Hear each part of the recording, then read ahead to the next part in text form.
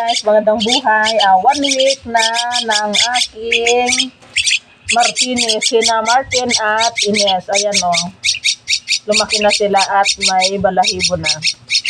Yan, kumapal na yung balahibo nila. Yan, gutom na sila. Pakainin ko na sila kasi medyo natagalan yung hindi ko sila napakain. Na-busy ako kanina. Ayan o, gutom sila. 1 week na sila ngayon. Ayan, malakas na silang kumain. Ayan o, ito na o. Ayan, o yan. Ganyan ako magpakain dito sa dulo ng kutsara. Tsaka basa pa rin yung feeds na pinapakain ko. Binibigyan ko na rin sila ng tubig. Ito pa, o. Ayan. Ayan, lakas na nilang kumain. Hello guys, paki-follow naman ako sa aking YouTube channel. Yan, paki-follow, paki-subscribe ako guys. Yan, ito sila, oh, malakas na silang kumain. Yan, oh, ito pa, isa pa.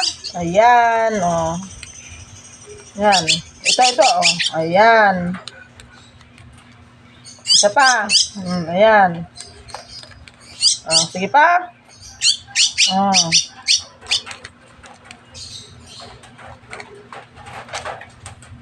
Ayan. Hindi ko pa sila hinahayaang maglakad dito sa flooring, yung nilalabas. Dito muna sila sa kulungan. Ayan. Pinakuha akong makakalakad. Ay, nakakalakad na rin sila, oh. Ayan, oh. Titit! Martin at saka si Ines. Ayan, dito ka muna sa loob. Baka bigla kayong lilipad. Makuha kayo ng pusa. Tsaka aso. Sayang naman. Kawawa naman kayo. Ito pa. Isa pa. Ayan. Ito pa. Oh. Ayan o. Lakas nilang kumain. Ayan. Medyo busog na yan. Kaya nalimit na sila. Oh, itong isa. Busog ka na? Ha? O, ito pa. O, ayan. O. Yan na, o.